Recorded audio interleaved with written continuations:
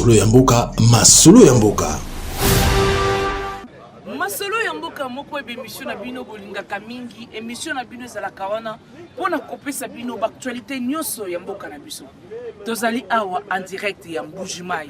Toyoko tala bilembo oyo mwana mboka Ngoi Kasanjatika tango azalaki gouverneur pe panda Fachi.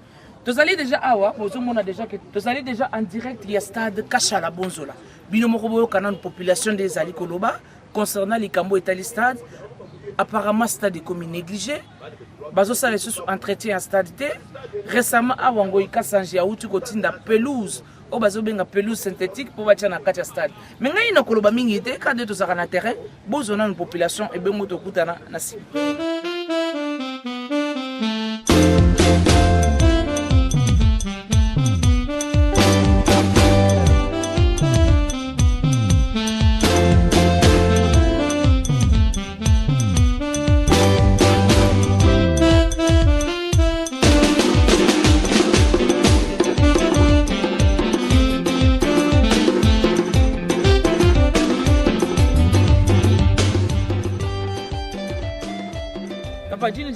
Jaime Manji Mukendi Kennedy. Tu vas couper ton mois, ben paraît que ni tu ni qu'en fonction monde dans stadium.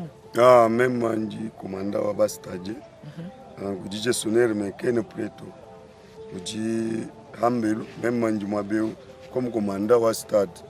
Wa bas sécurité wa si bas stade. Nangu hatu Mwabeu. Tu vas mon stade ba ba mala kugala ba mukanga. Boanyi pelouse munyango kadi kufu pelouse vungwe Kasanji mushia mu conteneur kibobu kwenze cotisation libene ma équipe kulobu kutwambulisha mabeyo nyituma guta ni ngoyi Kasanji kufile 50 carton wa col bibiterete pelouse e umutu ibema nyine e umuyamu ya ngani kabiju mutuma ngoyi Kasanji ben uvumushia mu conteneur wa jibo jakala vubenza uvubela munyango kitetu kamutu munyango kange wewe wewe kiwakala. OK. Ndumwana mshumweza pintetu. Utake bastadien. Twa munyi bakanga chalu balu bukavu mweza masusubula babukavu bumweneka. Kitetu kwamenyi mwaka imbu chalu tetu ko muri mu waturezo tetu yangu chalu yego. Tufubalo ku chalu yego. Kabatu batufurito dinyi 8 ans wa mujimu. Marcré kabatu bayi kutufurito tetu mu kutansha mwato 8 ans utetu ezi muri mwabe. Atwa muyi bakanga chalu bwa indunduka yeka bito muvusa mu peruze wakala munyanga. Ba twambite tunitetu ba stade nganga chimema ba equipe wanyi twa former bantu mushimu vuba tu former ku engineer vumweze peruze kumpala kitetu kulo tetu kubadibere peruze wa muyamu yewo tetu kubadibere peruze wa muyamu yewo mu nasowa Ngoi Kasanji mwina ibuka mutu she kujibena ma equipe avuya na deuxième division wali na foot ni première division bonsamba ndo kavunere ku Lubumbashi kitetu kuete volonté wanyi to peruze mu conteneur tetu tuele borga tujibele mais atujibele kimujika tu tujibele kujana mujimu mugwa butangire filet tuyiruta tumabeo mona filet katuni ni filet to filet nyo ya stade mwimp mudiem filet kiyonsu tutetunai akwina filet mu stade muto nangwa bali bala fole nga filet oleja filet nyo ye mitubuka yonsu ki filet mishala mukashala bonzo filet mutubuka Kiji momu iji mukashala bonzolo. Tangila masusu. Tangila masusu. Fileto. Stade waone. On est bidi momu. Masusu partout.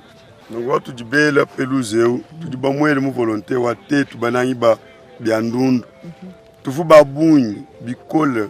Ajibanga ta ibangi stade vu wengelele. Tufu babunyi. Tawa Ngoi Kasanji me.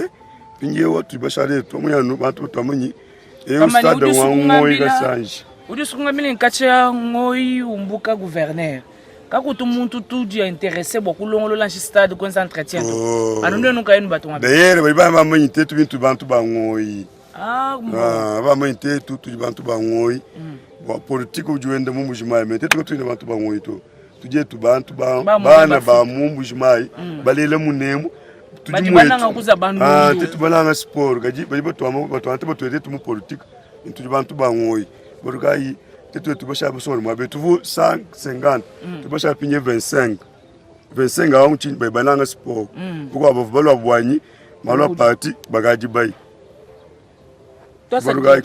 kibarugai tueshemba dibenza abamba stadien iruzwa muyamu yeu tetu badi benga shangwas tujibalu shemikwabo memikwabo jani nyumbu kajibi bane shemagachi tetu reset na shwanyi bana yikachi bamayinyi bantu kustada bajinyi paro wabuto rien bajibata mutakuri ba ministra ni bantu boko abanga tebo me tetu kutuni ni bwarutu na shebambanyi chibiru nchenzeka tetu sefa na chintu to tetu yantu mona nubambanyi bantu ababwela musta tetu twitab tetu tuvivre tu mundu salwa nzambi kutune tumona chintu cha nshini baru bato shetu ngunyiwo guvernora nansha province weji menjanyi bari kustada to tamani bantu bangoyi njete tetu abata tetu nzambi wa mujulu kijutu edetetu kutuni bwalu bwabo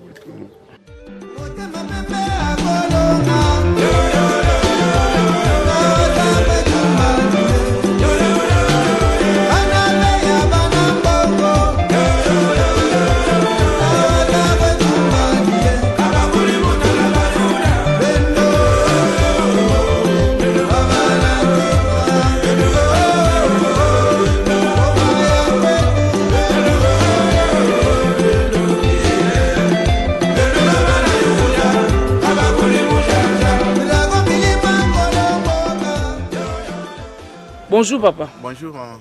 Papa jina je bangani? Jina jani nje Luku Sakajebo Patrick. Papa Luku Sakajebo tu bakupeta mu stade mwabe wenza sport ani. Bon, vumulo ku mwana mwidi bana betu bali entraîner ha mudi ndemu. Kadi nama kumane ni kuvuku jilomba jitutushinga bwa kulomba. Kudi mane to sénateur honorable bwani kacha watenzele chinto echi muchukondu chene.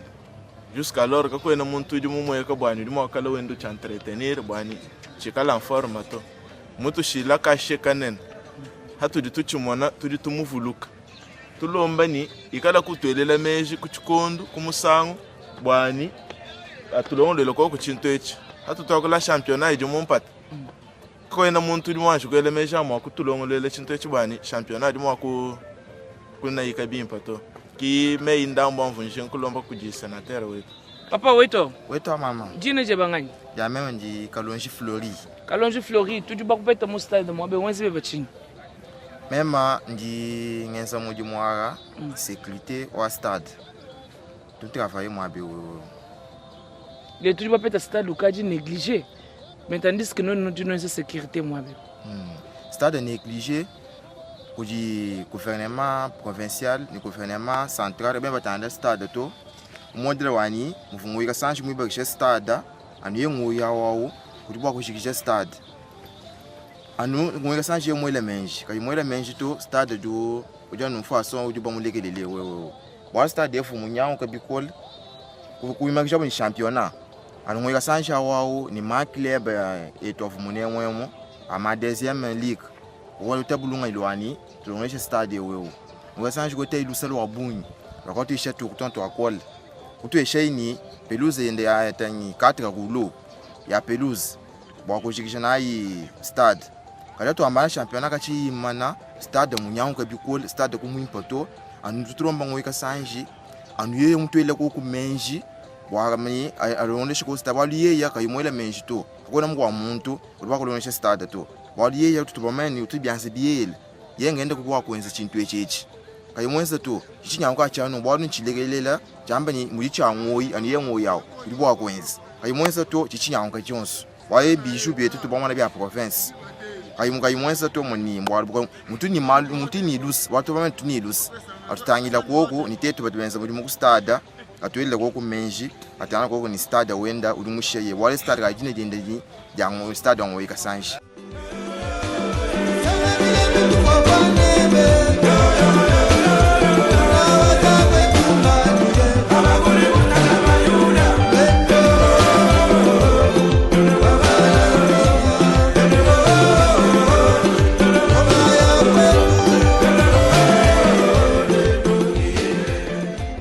Weto. Tujiba kupeta mwabe muchipalu cha ndundu. Tujiba lukutangele mundu jino nukaenu ndu sababu ndu muto menu négliger. Qu'est-ce qui se passe chipalu chika chilo négliger nunkwe? Bon, chipalu chilo négliger par rapport mango bonne volonté. Wa ba responsable de batangela batale tia malondo ta kumpala entretien tia cho tu lo tika nya entretien à chaque fois ou à chaque week-end bana beto bajibika la charger ba bonza entretien ba benza entretien ba mangwa ça ba juna ma biso bienza ba batana pelouse pinjeu entretien ajika yiko kuto bintu on subini chamwa kunyawo ki bol bunne na buto ko entretien ci biji ga biji bana beto wa mai mo kulama chintu chimpa ci benze de to bijou chintu chimpa ci benze stade c'est un bijou comme vous le dites mais baji balobwa mo manifestation banana shomu ndundu amakasa banana shomu ko na c'est n'importe quel sport baji banji banyanga bine bijuko kwa pinja ji banyanga mudi entretien ga ko kuto ko muntu ko bitana to biende binyanga na ngwa mudi mangwa se majula bi kwa don se binyanga carte de fou binyanga ça to sakije bon ninga ajuta musanso wani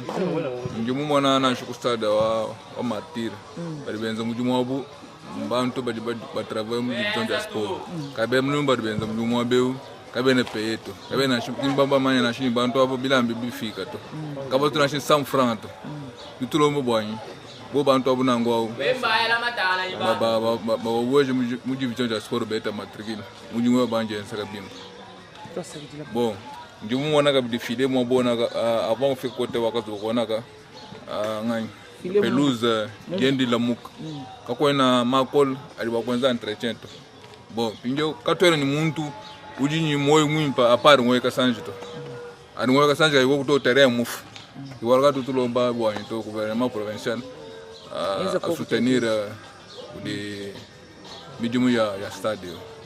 Gustave Chignongolo, arbitre fédéral. Alors je commence par l'ère du jeu. Mon ère de jeu, s'il y a un arbitre international, il y a il entre sur l'heure de jeu, on peut dire que le terrain n'est pas praticable. Pourquoi? Parce que pelouse ou du bel, mais il y a ma pelouse à Kala, il faut quoi remplacer. Et puis, col du coco. Il faut que le col ou du adapter une pelouse. Par rapport à notre climat, il faut que le col ou du climat pour l'air de jeu.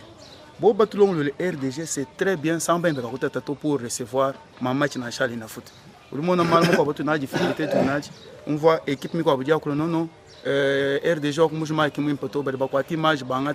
réseaux sociaux. Pour éviter ça, il faut que tout soit la pelouse ou du moins RDG. Je quitte là-bas, je regarde d'abord Moussa tribune d'honneur.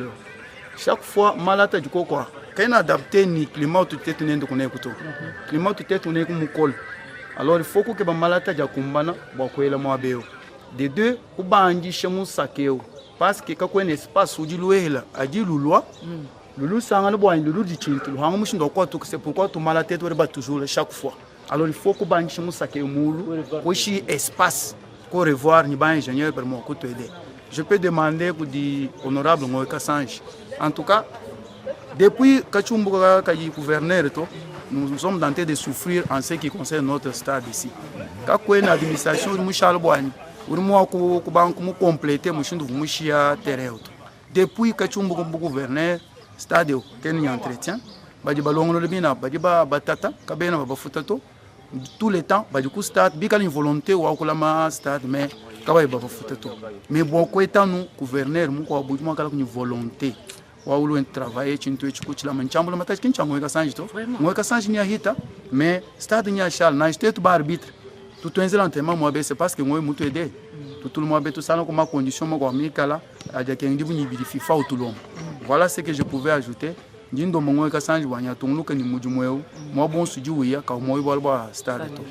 Merci. Merci beaucoup. Moi c'est Sylvain Badibengi, toujours l'arbitre. Je suis très content de tout ce que mes collègues ont parlé ici en tant que techniciens. Et aussi je me réjouis parce que vous êtes une équipe qui est envoyée par celui-là même qui peut s'occuper un peu à arranger, réparer les dégâts.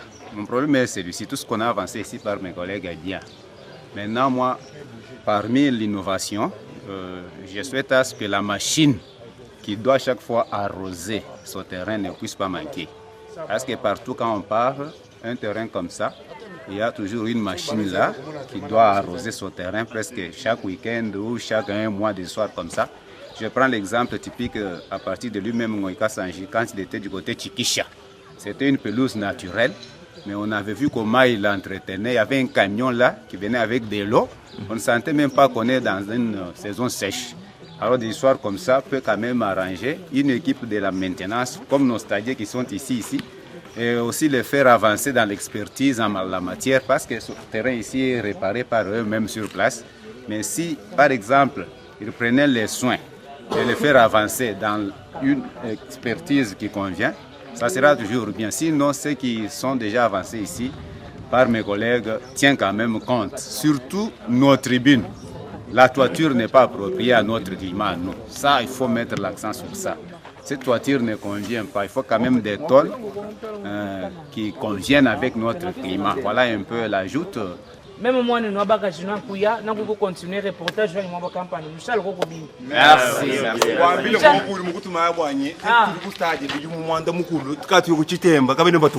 C'est bon, Dieu m'a mis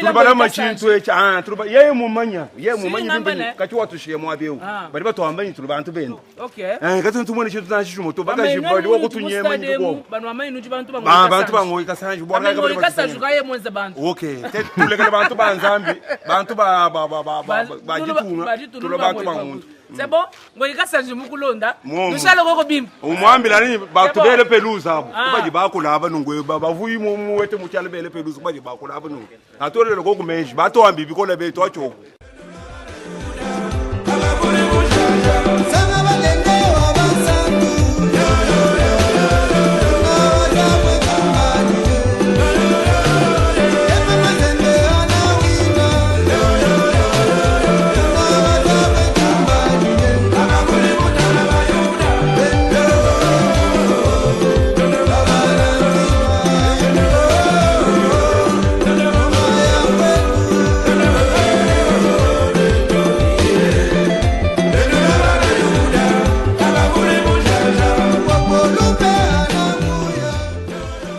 Voilà, balande émission masolo ya mboka. Tozali awa na stade Kasha la Bonzula. Ce sont parmi des œuvres oyo mwana mboka Ngoïka Sanji atika awa na Mbujimai. Mais population zali kolela. Vous comprenez nga moi souffle. Population zo les zo baboy. Depuis mwana mboka Ngoïka Sanji sala stade oyo et comment lokola donc batikele loko bien privé na. Donc le roi muto sala stade yemoko na bezo ka ba entretien nango yemoko na bongisa bango donc muto asokipa ka entretien stade azate. Donc moi une population zo senga na gouvernement pour na bango o ezali bijou na bango munene ana Mbujimai ba meka MP ko revoir ko tala si y a moyen ba cha équipement ko awa pour bando sala entretien ya stade. Mais to suki awa te to zo na kisabino isusu ba œuvre mususu Ngoïka Sanji parce que oyo kaka eza mon côté tout se retrouver na banzela oyo mwana mboka Ngoïka Sanji sénateur wazali lelo asali. Merci.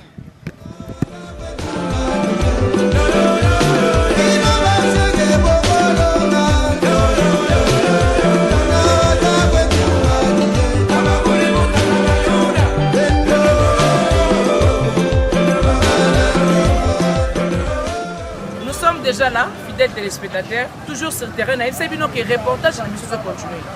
Tozali awa na Mbujimai, précisément na avenue Université. Et ça parmi bilembo oyo mwana mboka Ngoïka Sanji atika. Mais ngana koloba mingi te, nakolukela bino témoin moko aloba parce que biso toye kosala musala na biso ya journaliste d'investigation. Bozona nzela moto kutana na sima.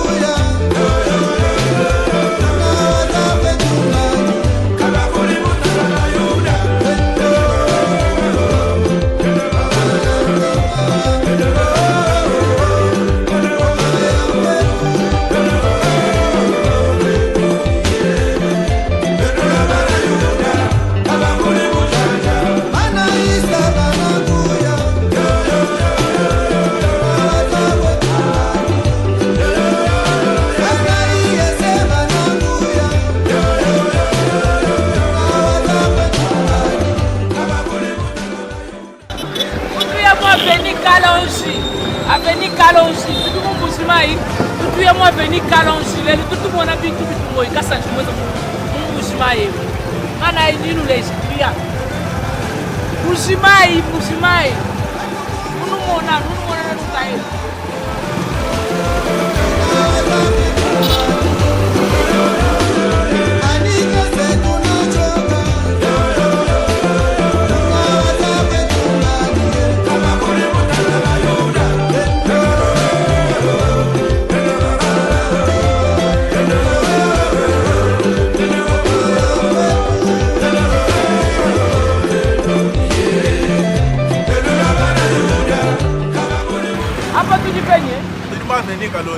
Avenue Kalonji.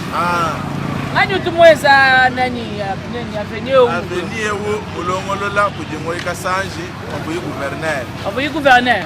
Kakuvu muntu mwa kumwenza chikondo achito. Okay. Toni mpinjewo kujano mwatambi. Kacha ngoi kasanji wenza tudutendela mombo. Kabuji mungo kakakela tunala ntwela katuvutu mwendela to ngwamba kwimba. Adi a partir wa volonté wa ngoi kasanji ubu inende kimudumutensela nshileo. Ndio apart nshileo mwenza bishila kae. Mwenza Pouvoir Laurent Désiré Kabila. Wewe sijui wewe wasi. Tuyakundesha avenue chini. Laurent Désiré Kabila. Tuyakundesha. Moto wewe basi. Moto mwaji. Tuyakundesha. Tambwe ushingo ngoya pinga. Ngoyi ilikuwa pinga na bana nima continue ni initiative yendai. Nani apinga? Ngoyi kasanji. Odu shingo ngoyi kasanji apinga. Apinga na batu ngunuka ni initiative yenda balu ni initiative mimba. Boba hitana ni fachi. Udiwenza mudimu mukasai. Bon, tuyakundesha avenue Tumaba. Eyo tutu ya.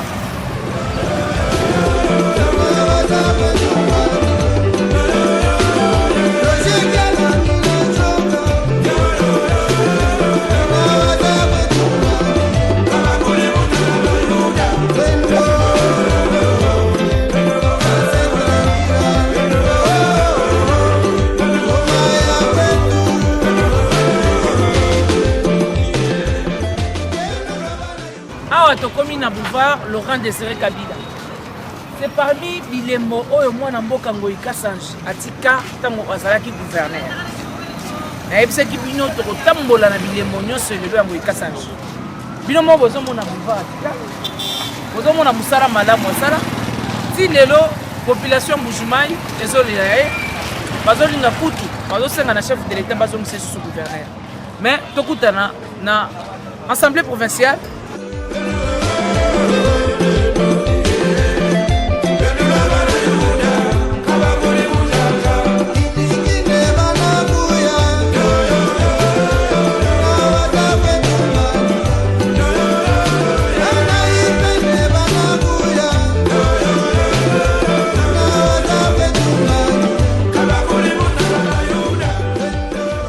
Nde yebisaki bino tozokontinue na bilembo ya mwana mboka ngoi kasanji.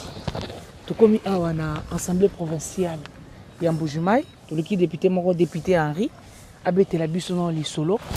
Qu'est-ce qui se passe awa na Mbujimai? Et tomoni bijou ya munene ya stade na bango awa eza négligé. Et population zosenga kaka ngoi kasanji atala sima abongisa kadwana. Dia ngwana na eko lukae, ntuna ye honorable, tu es député ici na Mbujimai, yebisa biso nanu bana Mbujimai bazolela kaka moto na bino ngoi kasanji ti lelo. Merci beaucoup Madame Frida de l'opportunité que vous me faites de parler encore une fois de l'un des grands leaders de l'espace Grand Kasaï.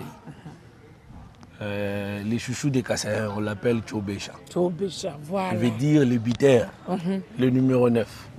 Je pense que si vous parcourez toute la ville de Mbujimai, vous sentirez que cette population a encore cette nostalgie-là de son leader, Alphonse Ngoï Kasanji. Vous parlez aujourd'hui que Nabisika Nyon Sobotamboli, population est accolée, Ngoï Kasanji. Mais c'est vrai parce que Nakota la kaka maponami outi oleka.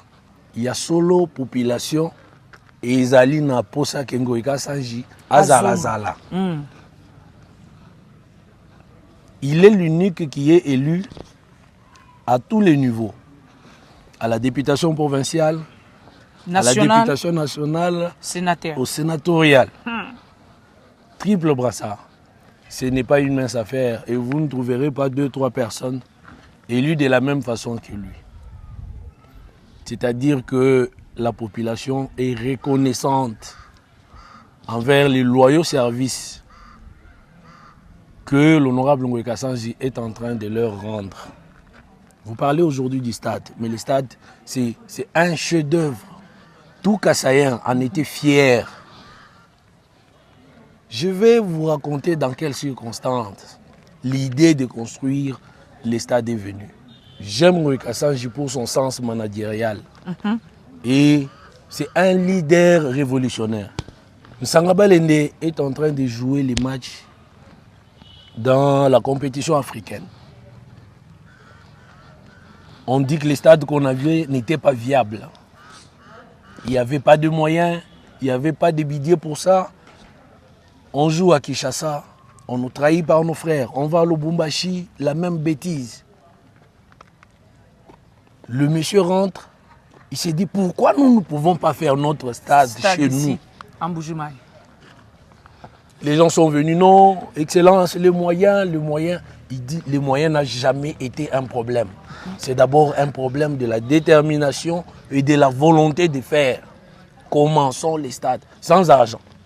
Il dit commençons les stades. Et ça a été fait dans un bref délai. Les Kassaïens ont adhéré à sa vision. Ils sont venus l'appuyer. C'est ça un vrai leader. J'aime son côté managérial. Le stade a été construit dans un bref délai et c'était un bijou. Il n'y avait jamais eu pareil chantier depuis que les Kasaï, l'espace Grand Kasaï existe. Jamais un pareil chantier est construit sur base des fonds propres de la province. Certains disaient que le stade n'allait pas être achevé, il va se fatiguer, il y aura rupture des ressources. Mais le porteur de la vision pouvait d'abord croire en lui-même. Mon stade était télémaki. Mais là, comme bande qu'on a vu sur autre côté na stade, bazo soulever balobi honorable depuis mon amboka Ngoï Kassanji Kenda, entretien stade des raté. Tout le monde côté VIP, côté tribune d'honneur, bateau laissé longwe. En plus stade on peut silaté. Silaté, mais tout le monde a fissure par-ci par-là, bazali kosenga. Et pas mon amboka Ngoï Kassanji. S'il y a moyen, baluka comité moko de gestion et bandako D'abord, en tant qu'élu du peuple, je vais veiller à ce qu'on puisse entretenir le stade. Mais je vous dis, le grand problème, c'est que les autorités qui ont succédé l'honorable Alphonse Ngoï Kassanji ne sont pas rentrées dans cette vision-là. Je me dis, c'est par la haine, par jalousie ou par négligence, qui n'ont pas pu entretenir les stades dans l'état où il était. Voilà, mais vous le dites. Est-ce que stade wana ezalaka bien privé ya Ngoï Kassanji ou bien asalaki yango pour na peuple tant wazaki gouverneur? Ngoï Kassanji n'a jamais construit les stades pour lui-même. Les stades, il le dit toujours, c'est un bien des Kassaïens qu'ils ont construit à leur propre sueur. Alors, ceux qui viennent, ils pensent qu'aller entretenir les stades serait donner du poids à Ngokas, mais non, Ngokas, on ne lui donne pas du poids comme ça. Lui-même, il en a déjà suffisamment. On l'appelle Tchobécha. Oui, les bitères. Il en a déjà suffisamment. Les stades, tout ce qu'il fallait pour ces stades est là. Il fallait juste qu'on finisse le travail. Il fallait que l'exécutif puisse prendre les choses en main pour pouvoir achever les travaux des stades. Vous verrez devant les stades, je ne sais pas si vous avez vu, il y a des conteneurs fermés là-bas. Oui, oui, nous avons vu ça. Ces stades n'est pas entretenu. Il y a des gens qui gèrent les stades, nommés par le gouverneur. Ces gens font louer les stades. On paye de l'argent. Mais pour ne fût-ce qu'entretenir, vous avez appris récemment, Ngoï Kassanji n'est plus gouverneur. Depuis Kinshasa, il est allé lui-même à Zando pour acheter la pelouse synthétique, acheter la colle et envoyer ici, dans ses propres frais, pour qu'on puisse entretenir les stades. Mais ceux qui font louer les stades, et prennent de l'argent, ce sont d'autres personnes. Et ils pouvaient se dire, bon, j'ai déjà fait et puis quoi. Et là, on a Bango. Et le stade n'est pas son bien propre. Aujourd'hui, le président Félix, il fait entretenir le stade des Martyrs. Vous avez vu dans quel état le stade est aujourd'hui. Mais ce projet, ce n'était pas lui qui l'avait commencé. C'est un projet qui date de depuis Mobutu. Mais il vient, il dit, non, ça c'est un patrimoine national. Nous devons l'entretenir. Il doit être en état. C'est ce qui manque à nos dirigeants actuellement.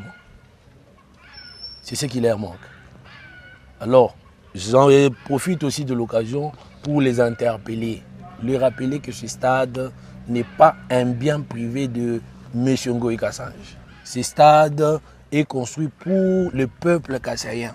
Wanezaki honorable Henri, au moment où biso moronde to bandaki, to yebisa ki bino lelo tozolo bela bilembo ya Ngoï Kassange.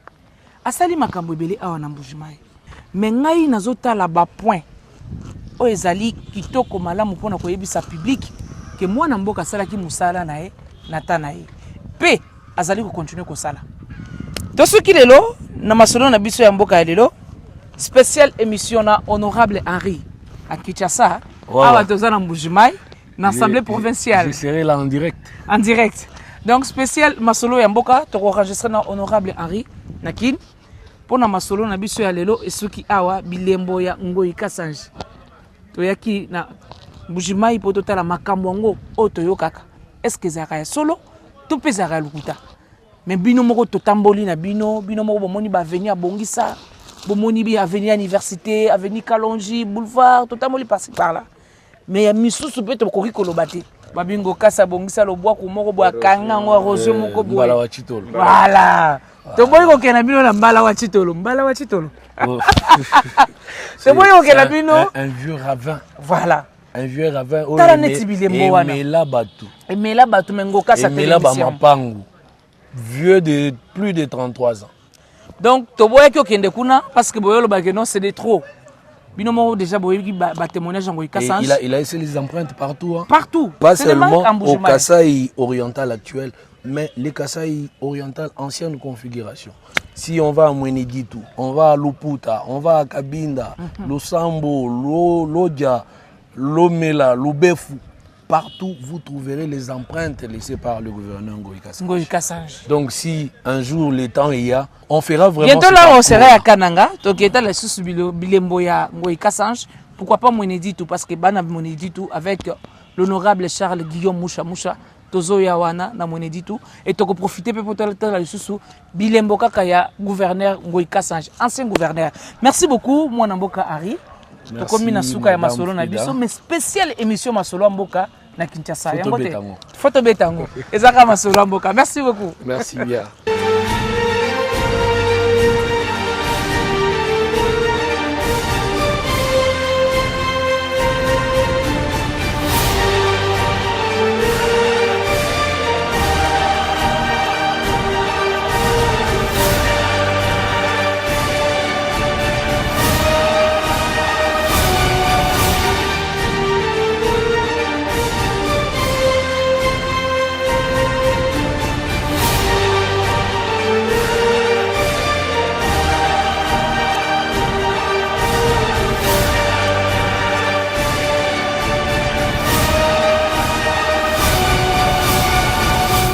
Masolo ya mboka, masolo ya mboka.